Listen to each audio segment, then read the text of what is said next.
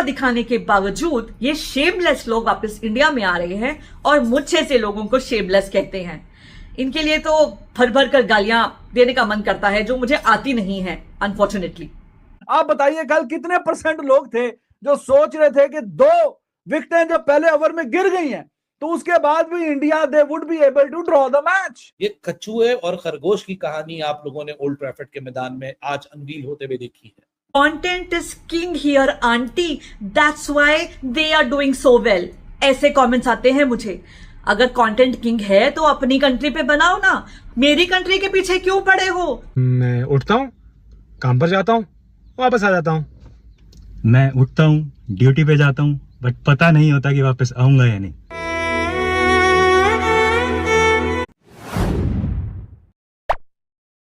अरे दीवानो, मुझे पहचानो, कहाँ से आया मैं हूँ कौन? कौन indeed, Ali the con man and risk con Haider. यही है ये लोग, कौन कर रहे हैं आपके साथ, आपके इमोशंस के साथ। लेकिन आप लोग ड्रग एडिक्ट्स की तरह वापस उसी चक्कर में फंसे जा रहे हो। लेकिन मैं हूं आपको बचाने के लिए। जय हिंद फ्रेंड्स, मैं हूं रुचिका और यह है मेरा channel cricket flavours with Ruchika. मेरी तरफ से आप सबको एक प्यार भरा नमस्कार। कैसे हैं आप सब लोग? मैं बिल्कुल ठीक हूं और आशा करती हूं कि आप भी बिल्कुल ठीक होंगे। सो फ्रेंड्स, एक बार फिर मैं आपके सामने आ गई हूं इन लोगों का चेहरा लेकर। ये चेहरा जो आपने कल खूब देखा, ये चेहरा जो इंडिया में बैन हो गया है, रिस्ट्रिक्ट हो गया है, अब भी इंडिया में दिख रहा है, क्योंकि ये शेमलेस लोग नए चैनल्स या पुराने ऑल्टरनेट चैनल्स जो बिल्कुल डेड पड़े हुए थे या हार्डली कभी यूज होते थे, उन पर अपना नया वीडियो और वही कंटेंट जो पहले ये इंडिया में दिखा रहे थे, वही ड्रग जो इंडिया में ये बेच रहे थे, वापस बेचना शुरू हो चुके हैं। इनकी गालियां मुझे इतनी पड़ती हैं क्योंकि ये लोग मुझसे डरते हैं, जानते हैं कि कहीं ना कहीं मैं वन एट अ टाइम ही सही इनके सब्सक्राइबर्स खत्म कर रही हूं, लोगों को जागरूक कर रही हूं। उसका सबूत है ये कमेंट जो मुझे एक सब्सक्राइबर से आया है, और इसी कमेंट के दम पर, इसी की इंस्पिरेशन लेकर मैं आज फिर इन्हें एक्सपोज करने आपके सामने हाजिर हो गई हूं। सो फ्रेंड्स, इंडिया ने तो इंग्लैंड के साथ मैच कल ड्रॉ कर दिया, जो यस हम सब समझते हैं कि एक जीत से कम नहीं है, बिकॉज जिस तरह का ये मैच हो रहा था और जैसे कि ये पूरा सीरीज चल रहा है जिसमें हम जीतते जीतते मैचेस हारे हैं, पहले 3 दिन की डोमिनेशन के बाद आखिरी दिन में या आखिरी कुछ सेशंस में हम मैच हार जाते हैं। ऐसे मैचेस हुए 2, जिनमें से एक तो हमने ऑब्वियसली जीता 3 में से, लेकिन बाकी 2 जो हमने हारे ऐसे ही हारे।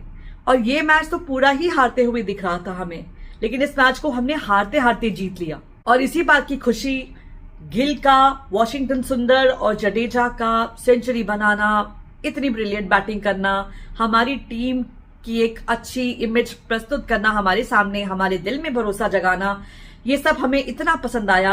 Our emotions were on all time high, especially in the evening when we drew the match. और उसी का फायदा उठाया इन कॉनमैन ने। इन्होंने फटाफट से लगाया अपना यूट्यूब का चैनल सामने, जरूर कुछ ना कुछ पेमेंट किया होगा यूट्यूब को प्रमोट करने के लिए अपनी चैनल को। और ये यूट्यूब भी ना दूसरों के चैनल्स तो फटक से डिमोनेटाइज कर देता है। आजकल तो बहुत रिस्ट्रिक्शंस आ रही हैं जिसके चलते बहुत कुछ बैन हो रहा है। मैं ट्विटर पे देखती हूँ कितने लोग पोस्ट करते हैं कि उनका चैनल हटा दिया गया है, टर्मिनेट हो गया है। अच्छा खासा 20-25 लाख का सब्सक्राइबर्स वाला चैनल भी टर्मिनेट हो गया है। तो फिर इन लोगों के चैनल्स कैसे बचे हुए हैं? ये लोग जो रिस्ट्रिक्टेड है इंडिया में, मैं इसके ऊपर पूरी कोशिश कर रही हूं। ट्विटर पे मैं नील मोहन को और बाकी लोगों को टैग करके रोज एक ट्वीट डाल रही हूं जिसमें मैं इन लोगों को हाईलाइट करने की कोशिश कर रही हूं। ये मेरी कोशिश है। इसके अलावा ईमेल्स वगैरह भी मैं करती रहती हूं। आप लोग मेरा साथ दीजिए, मेरे उस ट्वीट को जाके रीट्वीट कीजिए, उसका स्क्रीनशॉट मैं यहां लगा दूंगी। लाइक कीजिए, रिपोस्ट कीजिए। जितना ज्यादा वो ट्वीट रिपोस्ट होगा उतना ज्यादा मेरी बात का असर पड़ेगा, मेरी बात को इन लोगों की कानों तक पहुंचाने में मदद मिल जाएगी। अब आते हैं कल रात पर और इन लोगों पर और इनके कौन पर। देखो भाई, हम लोगों को पसंद है अपनी तारीफ सुनना। हमने कल इतना एफर्ट लगाकर मैच ड्रॉ किया जो हमारे लिए एक जीत ही थी, और इसीलिए हम एक हाई पे थे। और उसी समय जब यूट्यूब पे रिकमेंडेशन आया इनके चैनल का और इनका वो डायलॉग बाजी, इनका वो जंपिंग विद जॉय का अंदाज जो ऑब्वियसली इनकी टीम इन्हें नहीं दे पाती है। वो तो खुश होते हैं सिर्फ जब बांग्लादेश के साथ एक हारी हुई सीरीज का डेड रबर मैच जीतकर। तो ऑब्वियसली ये खुशी इनके लिए भी बहुत स्पेशल या बहुत ज्यादा थी।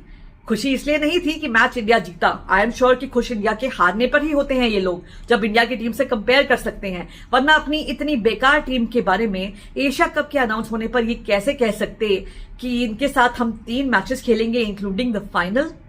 क्या इन्हें सचमुच लगता है कि इनकी टीम ओमान या हांगकांग में से एक से हार नहीं जाएगी? मुझे तो लगता है हारेगी जरूर।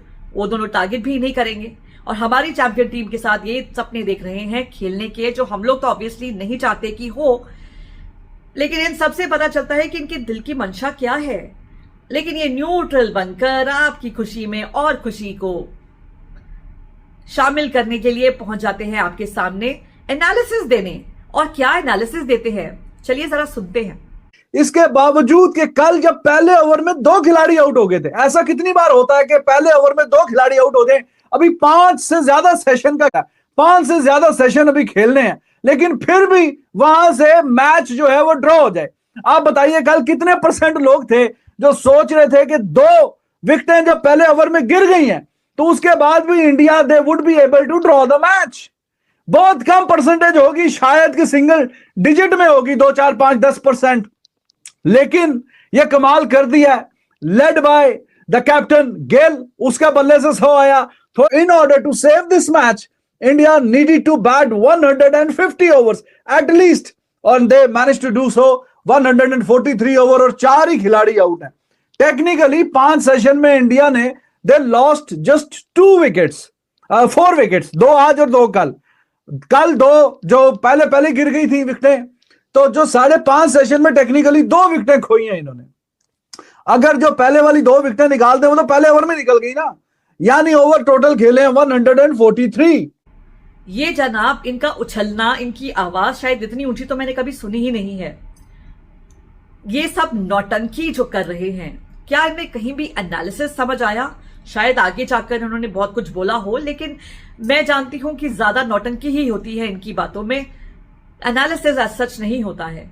और ऐसा क्या एनालिसिस है जो हमें चाहिए इन लोगों से, जिसके बेसिस पर देखिए इन्हें कितने व्यूज आए हैं।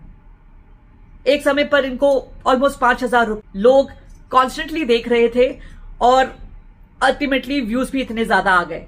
ये वही लोग हैं जिन्हें इंडिया में रिस्ट्रिक्ट कर दिया गया था। क्या आप लोग नहीं जानते कि किस लिए किया गया था?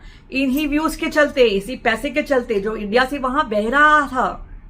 एक वॉर ऑन ड्रग्स अमेरिका भी कर रहा है मैक्सिकन ड्रग लॉर्ड्स वगैरह के साथ में, और जैसे वो लोग भी कोई एक रास्ता बंद होने के बाद दूसरा रास्ता निकाल लेते हैं अपने ड्रग्स को सप्लाई करने का उन यूजर्स के पास जो उसके बिना रह नहीं पाते, ये लोग भी कुछ ऐसा ही कर रहे हैं आप लोगों के पास पहुंचने के लिए। द थिंग इज कि वो वहां की अमेरिकन गवर्नमेंट जो है वो ड्रग यूजर्स को जाके इतना ज्यादा नहीं कहती। वो जानती है कि इनका फॉल्ट नहीं है, वो तो विक्टिम्स हैं, आप भी विक्टिम्स हो। इसलिए गवर्नमेंट जो स्टेप ले रही थी वो आपकी भलाई के लिए ही था, लेकिन आप नहीं समझे और वापस पहुंच गए उसी ड्रग का इस्तेमाल करने। चलिए देखिए ये दूसरा शख्स क्या कहता है। ये दोनों जोड़ीदार आपस में वीडियोस मिलकर भी बनाते हैं और बहुत पैसे कमाते हैं। देखिए मेनी मोर, ये वही लेगेसी आज कंटिन्यू हो रही है ओल्ड ट्रैफर्ड के मैदान में, जहां बहुत शको शुबात थे बॉलिंग की पुअर परफॉर्मेंस के बाद कि इंडिया की बैटिंग प्रेशर में आएगी और इंग्लैंड यही टेस्ट सीरीज जीत जाएगी। टेस्ट सीरीज जीत के उन्होंने तैयारी कर ली थी कि आखिरी जो टेस्ट मैच होगा वो एक रस्मी कार्रवाई होगी। पर टेस्ट क्रिकेट और क्रिकेट इसी चीज का नाम है कि जब तक आखिरी बॉल फेंक ना दी जाए तब तक फैसला नहीं होता। जो बाजी मार जाए वही सिकंदर होता है, जो बाजी जीतने के करीब आके खड़ा हो जाए वो सिकंदर नहीं होता जब तक वो आखिरी लाइन क्रॉस नहीं करता। ये कछुए और खरगोश की कहानी आप लोगों ने ओल्ड ट्रैफर्ड के मैदान में आज अनवील होते हुए देखी है। 5 सेशन, 8 विकेटें, 311 रन का डेफिसिट। ऐसा लग रहा था नहीं हो पाएगा, लेकिन ऐसा टर्न अराउंड हुआ कि 311 रन जो कल शाम तक आज से 24 घंटे पहले। वाह भाई, ये सारी कहानियां, ये सारी नौटंकी और डायलॉग्स यही सुनने के लिए आप लोग वहां पहुंच जाते हैं और कहते हैं व्हाट ग्रेट एनालिसिस। मैं नहीं कहती कि ये लोग क्रिकेट पर बात बिल्कुल नहीं कर सकते हैं, लेकिन वैसी बात तो हम इंडियंस भी करते हैं। हम इंडियन यूट्यूबर्स आपके सामने आकर, मैं नहीं बल्कि और लोग, इनफैक्ट मैं तो शाम को आती नहीं हूं, मेरी मजबूरियां, मेरे रिस्ट्रिक्शंस, मेरी फैमिली कमिटमेंट्स के चलते, लेकिन और बहुत सारे चैनल्स हैं इंडिया के ही जो ये सारी बातें आपसे कर सकते हैं। तो आप इन्हें ही क्यों जाकर अपनी खुशी को शो करने के लिए पहुंच जाते हैं। लड्डू आप में नहीं बढ़ते बल्कि इनके घर में बढ़ते हैं आपके व्यूज के आने के बाद। यानी कि आप अपनी खुशी के लड्डू इन्हें बांट रहे हैं, इनकी चांदी कर रहे हैं। आप जानते हैं कि इनके स्टूजेस, इनके चूजे चिलगोजे, इनके रेबिड मॉन्ग्रल्स जो इन्होंने मेरे पीछे लगाए हुए हैं, मेरे ऊपर बहुत बकवास करते हैं, मेरे कमेंट सेक्शन में आकर बहुत कुछ भला बुरा कहते हैं, लेकिन मैं इनसे डरती नहीं हूं और इसीलिए ये नया वीडियो भी लेकर आई हूं।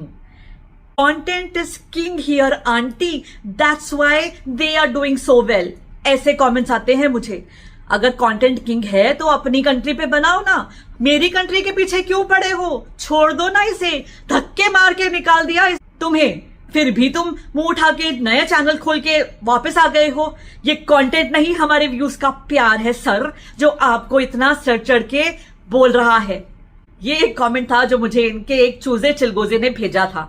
ऐसे चूजे चिलगोजे मौजूद हैं इनके चैनल्स पर भी और हमारे चैनल्स पर भी, आके हमें डिस्करेज करने का काम, हमारे चैनल्स को डिमोट करने का, रिपोर्ट करने का, ताकि हम आगे ना बढ़े, ये काम इनका है। इसके लिए जो कंपनियां इन्हें मैनेज करती हैं, इन्हें पैसे देती हैं, बहुत ज्यादा नहीं लेकिन इनके लिए वो भी बहुत हैं।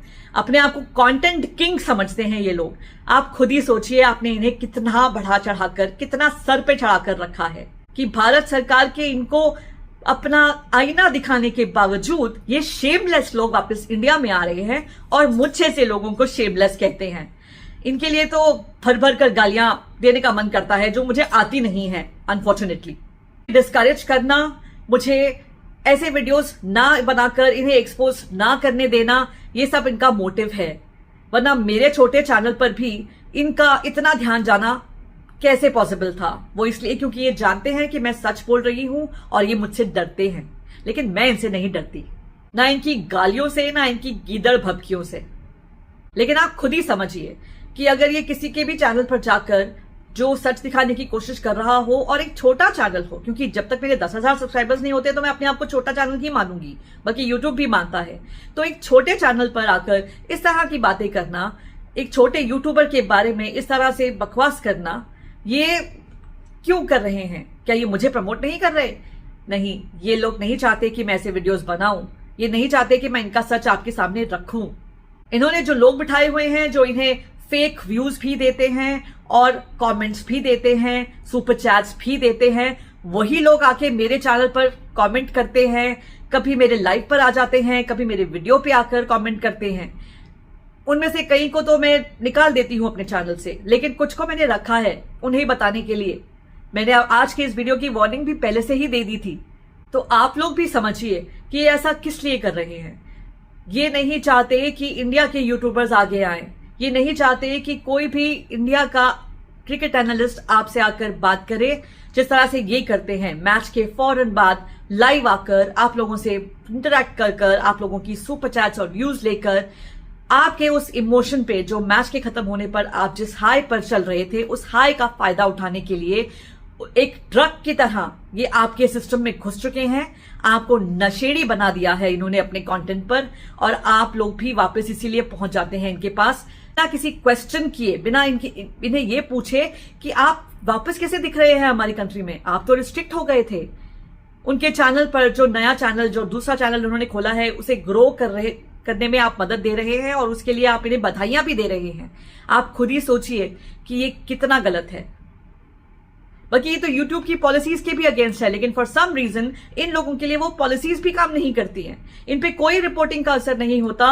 इनकी नई चैनल, पुरानी चैनल, जितनी भी चैनल्स हैं, जैसा भी ये कर रहे हैं काम, सब इनको अलाउड होता है। लेकिन हम जैसे लोगों को, हम इंडियन यूट्यूबर्स को इतनी मार फेस करनी पड़ती है यूट्यूब की तरफ से भी। हमारा कंटेंट रिस्ट्रिक्ट हो जाता है, हमारा चैनल आगे नहीं बढ़ता, और पता नहीं क्या क्या होता है हमारे साथ। और जो ये धांधलेबाजी चल रही है ना, ये किसी और देश में नहीं होगी कि किसी और देश के यूट्यूबर्स को देखा जाए एक देश में, उसी के देश के बारे में बात करते हुए। फ्रेंड्स, अगर इनका ये चैनल भी बैन हो जाए, रिस्ट्रिक्ट हो जाए, तो ये कोई नया तरीका निकालकर वापस यूट्यूब पर आएंगे, क्योंकि इन्हें आपके व्यूज से प्यार है, इन्हें पैसा चाहिए, ये और कोई काम नहीं करते, ये सिर्फ आपके व्यूज पर जिंदा हैं। तो आप खुद सोचिए कि आप किन्हें फीड कर रहे हैं। इनमें मैं आपको ये क्लिप दिखाना चाहूंगी, तो दिखाती है कि एक आम आदमी जो कॉर्पोरेट ऑफिस में काम करता है उसमें और सोल्जर में क्या फर्क है। कॉमन मैन हेलो, क्या हाल? Versus soldier. जय हिंद। आप किसके लिए काम करते हैं? सैलरी के लिए, देश के लिए। बर्थडे पर क्या करते हैं? Party, duty. आप फेस्टिवल्स कहाँ मनाते हैं? फेस्टिवल लोग कहाँ मनाते हैं यार, मतलब ऑफ कोर्स घर पर। बॉर्डर पर। आपका वर्क लोकेशन? नोएडा, बहुत बढ़िया कॉर्पोरेट ऑफिस है एक। जहाँ देश को हमारी जरूरत, वहाँ हमारी पोस्टिंग। हॉलिडे पर सीनियर का फोन आए तो क्या करते हैं? मैं उन्हें बोलता हूँ कि मैं हॉलिडे पर हूँ यार, मैं आके काम खत्म कर लूंगा। A soldier is never of duty. अपने दिन का शेड्यूल बताइए। मैं उठता हूँ, काम पर जाता हूँ, वापस आ जाता हूँ। मैं उठता हूँ, ड्यूटी पे जाता हूँ, बट पता नहीं होता कि वापस आऊंगा या नहीं।